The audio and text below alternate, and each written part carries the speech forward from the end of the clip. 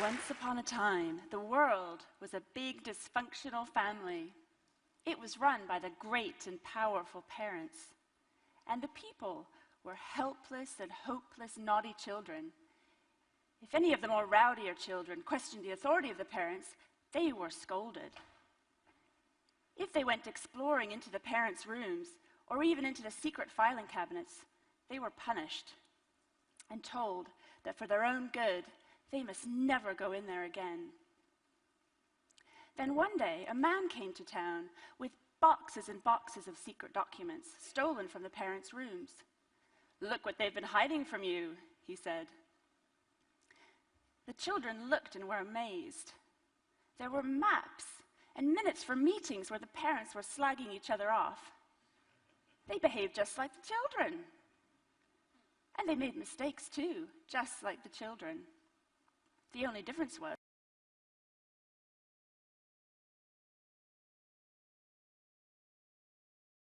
mistakes were in the secret filing cabinets. Well, there was a girl, and she didn't think they should be in the secret filing cabinets. Or if they were, there ought to be a law to allow the children access. And so she set about to make it so. Well, I'm the girl in that story, and the secret documents that I was interested in were located in this building, the British Parliament. And the data that I wanted to get my hands on were the expense receipts of members of Parliament. I thought this was a basic question to ask in a democracy. It wasn't like I was asking for the code to a nuclear bunker or anything like that. But the amount of resistance I got from this Freedom of Information request, you would have thought I'd asked something like this. So I fought for about 5 years doing this, and it was one of many hundreds of requests that I made. I didn't set out, honestly, to revolutionize the British Parliament. That was not my intention. I was just making these requests as part of research for my first book. But it ended up in this very long, protracted legal battle, and there I was, after 5 years, fighting against Parliament, in front of 3 of Britain's most eminent High Court judges, waiting for their ruling about whether or not Parliament had to release this data. And I've got to tell you, I wasn't that hopeful, because I'd seen the establishment, I thought, it always sticks together, I am out of luck. Well, guess what? I won! Hooray! Well, that's not exactly the story, because the problem was that Parliament delayed and delayed releasing that data. And then they tried to retrospectively change the law so that it would no longer apply to them. The transparency law they'd passed earlier that applied to everybody else, they tried to keep it so it didn't apply to them. What they hadn't counted on was digitization, because that meant that all those paper receipts had been scanned in electronically, and it was very easy for somebody to just copy that entire database, put it on a disk, and then just saunter outside of Parliament, which they did. And then they shopped that disk to the highest bidder, which was the Daily Telegraph. And then you all remember there was weeks and weeks of revelations, everything from porn movies and bath plugs and new kitchens and mortgages that had never been paid off. The end result was 6 ministers resigned. The first Speaker of the House in 300 years was forced to resign. A new government was elected on a mandate of transparency. 120 MPs stepped down at that election.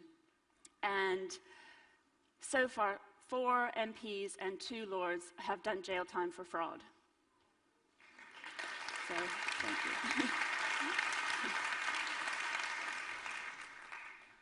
Well, I tell you that story because it wasn't unique to Britain. It was an example of a culture clash that's happening all over the world between bewigged and bestockinged officials who think that they can rule over us without very much prying from the public, and then suddenly confronted with a public who is no longer content with that arrangement. And not only not content with it, now more often armed with official data itself. So we're moving to this democratization of information, and I've been in this field for quite a while. Slightly embarrassing admission. Even when I was a kid, I used to have these little spy books, and I would see what everybody was doing in my neighborhood and log it down. I think that was a pretty good indication about my future career as an investigative journalist. And what I've seen from being in this access to information field for so long is that it used to be quite a niche interest. And it's gone mainstream. Everybody, increasingly around the world, wants to know about what people in power are doing. They want to say in decisions that are made in their name and with their money. It's this democratization of information that I think is an information enlightenment. And it has many of the same principles of the first enlightenment. It's about searching for the truth, not because somebody says it's true, because I say so. No, it's about trying to find the truth based on what you can see and what can be tested. That, in the first Enlightenment, led to questions about the right of kings, the divine right of kings to rule over people, or that women should be subordinate to men, or that the church was the official word of God. Obviously, the church weren't very happy about this, and they tried to suppress it. But what they hadn't counted on was technology. And then they had the printing press, which suddenly enabled these ideas to spread cheaply, far and fast. And people would come together in coffee houses, discuss the ideas, plot revolution. In our day, we have digitization. That strips all the physical mass out of information. So now it's almost zero cost to copy and share information. Our printing press is the internet. Our coffee houses are social networks. We're moving to what I would think of as a fully connected system. And we have global decisions to make in this system. Decisions about climate, about finance systems, about resources. And think about it. If we want to make an important decision about buying a house, we don't just go off. I mean, I don't know about you, but I want to see a lot of houses before I put that much money into it.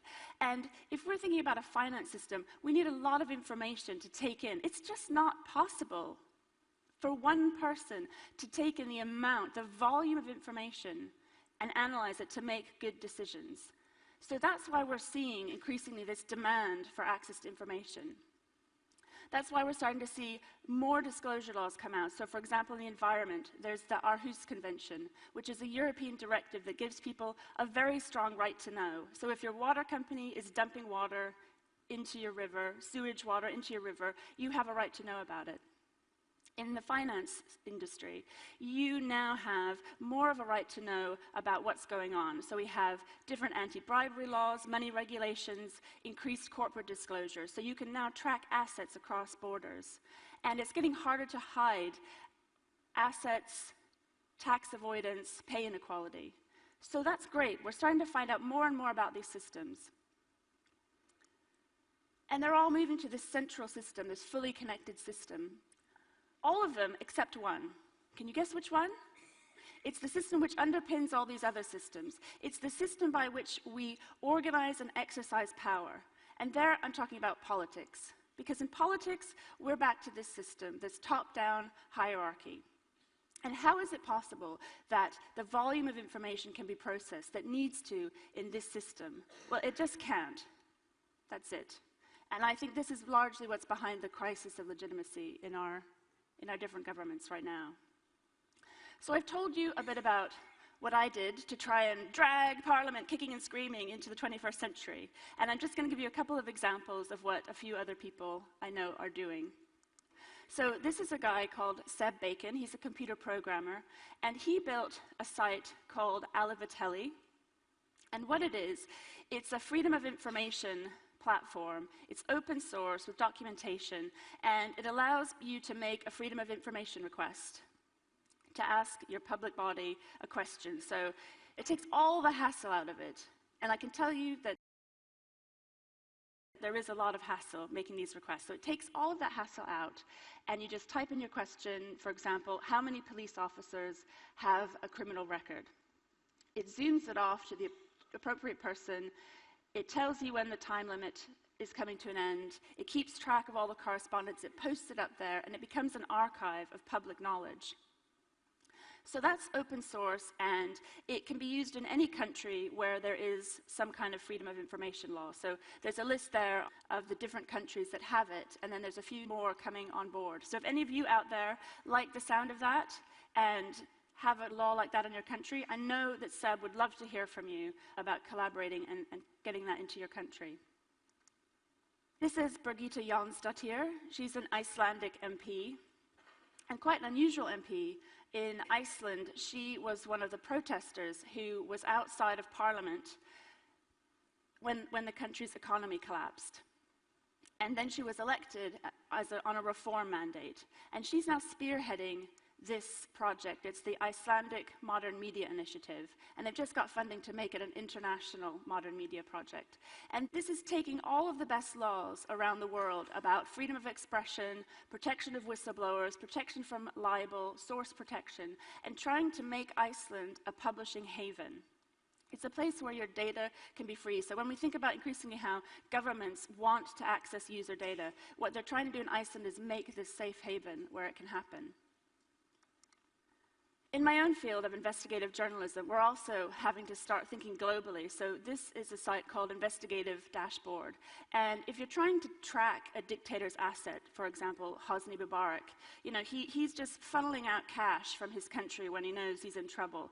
And what you want to do to investigate that is you need to have access to all of the world's, as many as you can, companies' house registrations databases. So this is a website that tries to agglomerate all of those databases into one place so you can start searching for his relatives, his friends, the head of his security services. You can try and find out how he's moving out assets from that country.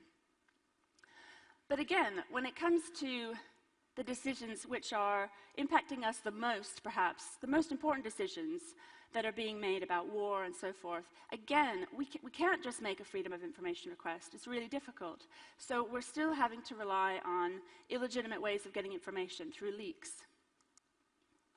So when The Guardian did this investigation about the Afghan war, they can't walk into the Department of Defense and ask for all the information. They're just not going to get it. So this came from leaks of tens of thousands of dispatches that were written by American soldiers about the Afghan war and leaked, and then they're able to do this investigation. Another rather large investigation is around world diplomacy. Again, this is all based around leaks, 251,000 US diplomatic cables.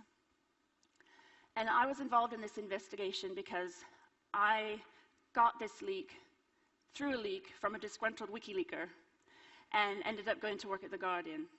So I can tell you firsthand what it was like to have access to this leak. It was amazing. I mean, it was amazing. It reminded me of that scene in The Wizard of Oz. Do you know the one I mean, where the little dog Toto runs across to where the wizard, and he pulls back, the dog's pulling back the curtain, and don't look behind the screen, don't look at the man behind the screen. It was just like that, because what you started to see is that all these grand statesmen, these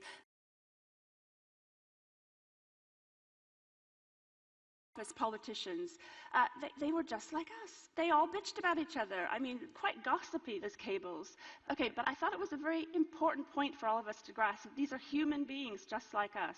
They don't have special powers. They're not magic. They are not our parents. Beyond that, what I found most fascinating was the level of endemic corruption that I saw across all different countries. And particularly centered around the heart of power, around public officials who were embezzling the public's money for their own personal enrichment, and allowed to do that because of official secrecy. So I've mentioned WikiLeaks, because surely what could be more open than publishing all the material, because that is what Julian Assange did. He wasn't content with the way the newspapers published it to be safe and legal. All out there. That did end up with vulnerable people in Afghanistan being exposed. It also meant that the Belarusian dictator was given a handy list of all the pro-democracy campaigners in that country who had spoken to the US government. Is that radical openness? I say it's not, because for me, what it means, it doesn't mean abdicating power, responsibility, accountability. It's actually being a partner with power. It's about sharing responsibility, sharing accountability. Also, the fact that he threatened to sue me because I got a leak of his leaks, I thought that showed a remarkable sort of inconsistency in ideology, to be honest, as well. The other thing is that power is incredibly seductive, and you must have two real qualities, I think, when you come to the table, when you're dealing with power, talking about power. because of its seductive capacity. You've got to have skepticism and humility. Skepticism, because you must always be challenging. I want to see, why do you just say so? That's not good enough. I want to see the evidence behind why that's so. And humility, because we are all human. We all make mistakes. And if you don't have skepticism and humility, then it's a really short journey to go from reformer to autocrat. And I think you only have to read Animal Farm to get that message about how power corrupts people. So what is the solution? It is, I believe, to embody within the rule of law rights to information. At the moment, our rights are incredibly weak. In a lot of countries, we have Official Secrets Act, including in Britain here, we have an Official Secrets Act with no public interest test. So that means it's a crime. People are punished quite severely in a lot of cases for publishing or giving away official information.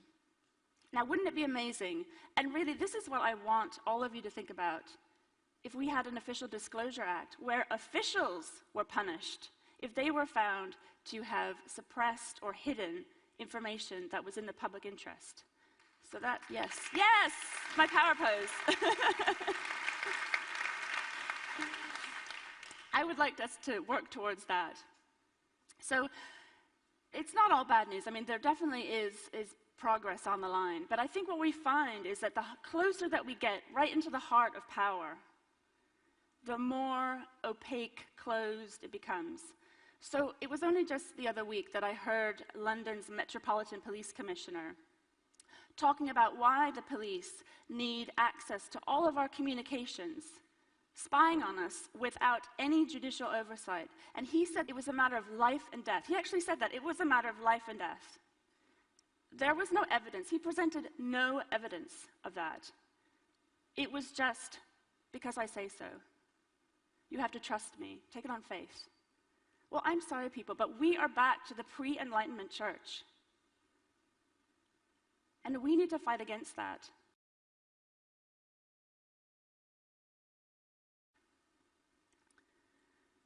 So he was talking about the law in Britain, which is the Communications Data Bill, an absolutely outrageous piece of legislation.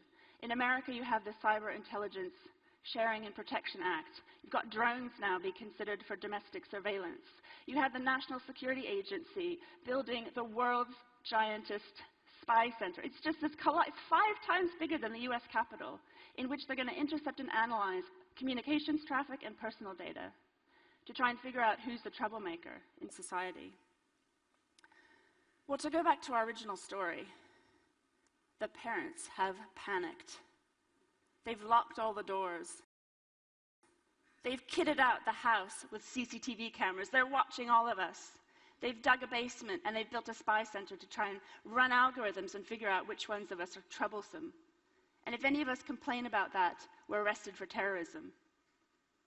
Well, is that a fairy tale or a living nightmare? Some fairy tales have happy endings, some don't. I think we've all read the Grimm's fairy tales, which are indeed very grim. But the world isn't a fairy tale, and it could be more brutal than we want to acknowledge. Equally, it could be better than we've been led to believe. But either way, we have to start seeing it exactly as it is, with all of its problems. Because it's only by seeing it with all of its problems that we'll be able to fix them and live in a world in which we can all be happily ever after. Thank you very much. Thank you.